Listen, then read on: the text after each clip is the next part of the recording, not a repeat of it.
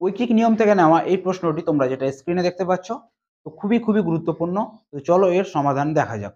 তো প্রশ্নটা কি বলছে দেখো, বলছে যদি 8 জন পুরুষ অথবা 12 জন মহিলা একটি কাজ 30 দিনে শেষ করতে পারে, তাহলে 4 জন পুরুষ এবং 9 জন মহিলার ওই কাজ শেষ করতে কত সময় লাগবে? তো সমাধানটা দেখে নিই।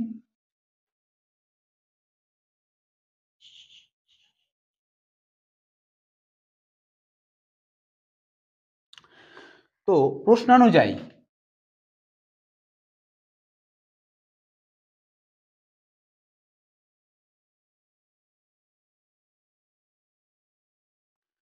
বলছে কি, 8 জন পুরুষের যেটা কাজ, মানে কাজ করার যে ক্ষমতা, 8 জন পুরুষের যে কাজ করার ক্ষমতা, সেটা হচ্ছে তোমার 12 জন মহিলার ক্ষমতার সমান।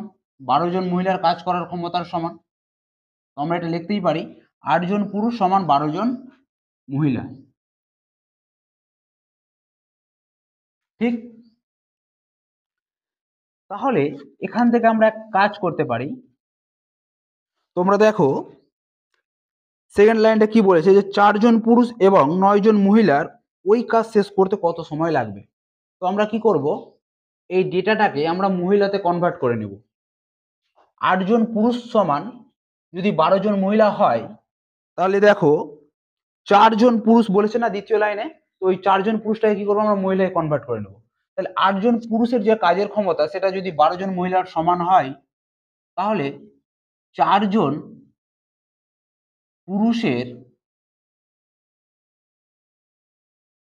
কাজের ক্ষমতা সমান কতজন মহিলা হয়ে যাবে? নিশ্চয়ই এটা যদি এর অর্ধেক হয়ে থাকে, তাহলে এখানেও এটার অর্ধেক হয়ে যাবে, অর্থাৎ 6 জন মহিলা হয়ে যাবে।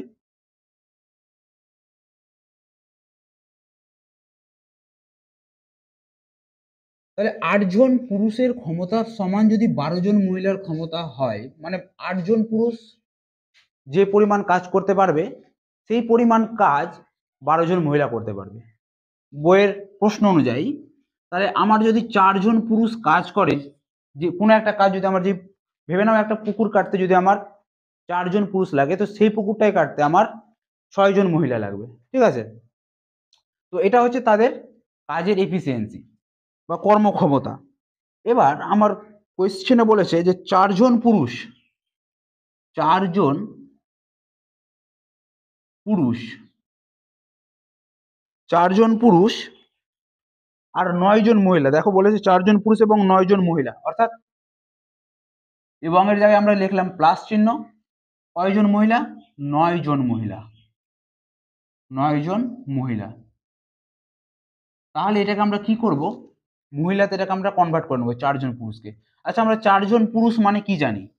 4 জন পুরুষ মানে জানি 6 জন মহিলা, তাই তো? তাহলে আমি 4 জন পুরুষের বদলে আমরা কি লিখতে পারি? 4 জন পুরুষের বদলে লিখতে পারি আমরা 6 জন মহিলা। 6 জন মহিলা যোগ, এখানে তো 9 জন মহিলা ছিলই,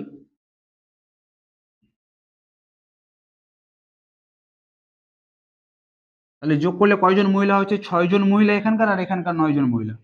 তাহলে 9 আর 6 15 জন মহিলা হচ্ছে।